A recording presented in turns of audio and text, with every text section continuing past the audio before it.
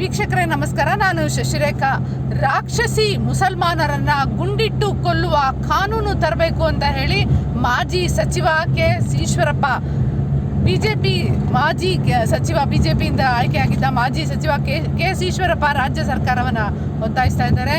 ಇವರು ಇಲ್ಲಿ ನೇರ ಸಂವಿಧಾನವನ್ನು ಕಾಪಾಡಿ ಅಂತ ಒಂದು ಕಡೆ ತೇಜಸ್ವಿ ಸೂರ್ಯ ಹೇಳ್ತಾರೆ, ಇಲ್ಲಿ ಗುಂಡಿ ಕೊಲ್ಲಿ ಅಂತ ಹೇಳಿ ಇಲ್ಲಿ ಈಶ್ವರಪ್ಪ ಹೇಳ್ತಾ ಇದ್ದಾರೆ. ನೋಡಿ ಎಷ್ಟು ವಿರೋಧಾಭಾಸ ಇದೆ.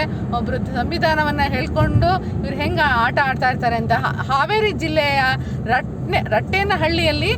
ರಟ್ಟೇನಹಳ್ಳಿ ತಾಲೂಕಿನ ಮಾಸೂರು ಗ್ರಾಮದ ನರ್ಸ್ ಸ್ವಾತಿ ಕೊಲೆಯಾದ ಹಿನ್ನೆಲೆಯಲ್ಲಿ ಕೊಲೆಯಾದ ನರ್ಸ್ ಮನೆಗೆ ಭೇಟಿ ನೀಡಿದ ನಂತರ ಅವರು ಮಾಧ್ಯಮದ ಜೊತೆ ಮಾತನಾಡಿದ್ದಾರೆ.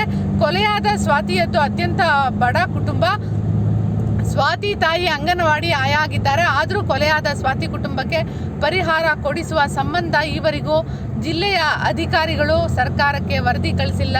ಹಿಂದುಳಿದ ವರ್ಗದ ಚಾಂಪಿಯನ್ ಎಂದು ಹೇಳಿಕೊಳ್ಳುವ ಸಿಎಂ ಸಿದ್ದರಾಮಯ್ಯ ಅವರು ಖುದ್ದು ಸ್ವಾತಿ ಮನೆಗೆ ಭೇಟಿ ನೀಡಬೇಕು ಅಂತ ಹೇಳಿ ಸ್ವಾತಿ ಮನೆಗೆ ಬರಬೇಕು ಅಂತ ಹೇಳಿ ಸಂದರ್ಭದಲ್ಲಿ ಒತ್ತಾಯಿಸಿದ್ದಾರೆ.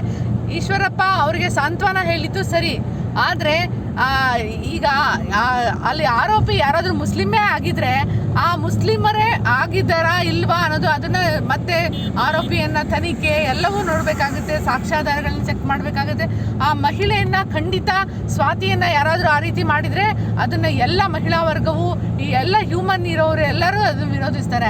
ಆದರೆ ಅದಕ್ಕೋಸ್ಕರ ಎಲ್ಲ ಮುಸಲ್ಮಾನರನ್ನ ಗುಂಡಿಟ್ಟು ಕೊಲ್ಲಿ ಅಂತ ಹೇಳಿ ನೀವು ಮತ್ತೆ ನೀವು ಕಟುಕ ಸಂಸ್ಕೃತಿಯನ್ನು ಪ್ರತಿಪಾದಿಸ್ತಿದ್ದೀರಾ.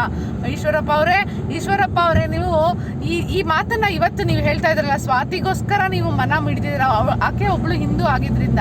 ಆದರೆ ಇದೇ ಮಹಿಳೆಯರು ಬೆತ್ತಲೆಯನ್ನು ಓಡಿಸಿದ್ರಲ್ಲ ಮಣಿಪುರದಲ್ಲಿ, ಆಗ ನಿಮ್ಮ ಬಾಯಿಗೆ ಏನು ಹಾಕ್ಕೊಂಡಿದ್ರಿ, ಬಾಯೇ ಬಿಡ್ತಾ ಇರಲಿಲ್ಲ. ಅವರೆಲ್ಲ ಮಹಿಳೆಯರಾಗಿ ಕಾಣಿಸ್ತಿರ್ಲಿಲ್ವಾ?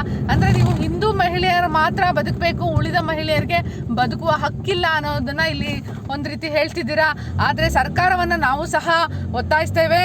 ಯಾರು ಸ್ವಾತಿಯ ಈ ರೀತಿ ಒಂದು ಸಾವಿಗೆ ಕಾರಣರಾಗಿದ್ದಾರೆ, ಸ್ವಾತಿ ಅನ್ನೋ ನರ್ಸನ್ನು ಯಾರು ಕೊಂದಿದ್ದಾರೆ ಅವ್ರಿಗೆ ಅದೇ ರೀತಿ ಈಗ ಈಶ್ವರಪ್ಪ ಸ್ವಾತಿ ವಿಷಯದಲ್ಲಿ ಹೇಳಿದ್ರಲ್ಲ, ಹಾಗೆ ಸೌಜನ್ಯ ವಿಷಯದಲ್ಲೂ ಹೇಳಬೇಕು. ಸೌಜನ್ಯ ಕೊಲೆ ಆಗಿದ್ದಾಳೆ ಅಂತ ಹೇಳಿ ಎಲ್ಲ ಸಂಘಟನೆಗಳು ಹೋರಾಟ ಮಾಡ್ತಾ ಇದ್ದಾರೆ. ಜೊತೆಗೆ ಅಲ್ಲಿರೋದು ಪ್ರಭಾವಿ ಧರ್ಮಾಧಿಕಾರಿಗಳು, ಧರ್ಮಾಧಿಕಾರಿಗಳಂತ ಹೇಳಿ ನೀವು ಅಲ್ಲಿ ಬಾಯೇ ಬಿಡಲ್ಲ ಅಂತಾರೆ. ಅಂದರೆ ನಿಮಗೆ ಎರಡೆರಡು ನ್ಯಾಯ ಇರ್ತದೆ. ಈಶ್ವರಪ್ಪನಿಗೆ ಥ್ಯಾಂಕ್ ಗಾಡ್ ದೇವ್ರಿಗೆ ಒಂದೇ ನ್ಯಾಯ ಕಾಣಿಸೋದು, ಆವಾಗ ದೇವ್ರ ಶಿಕ್ಷೆ ಕೊಡ್ತಾನೆ ಅನ್ನೋದು ನಮಗೆಲ್ಲ ಗೊತ್ತಿರೋ ವಿಚಾರ.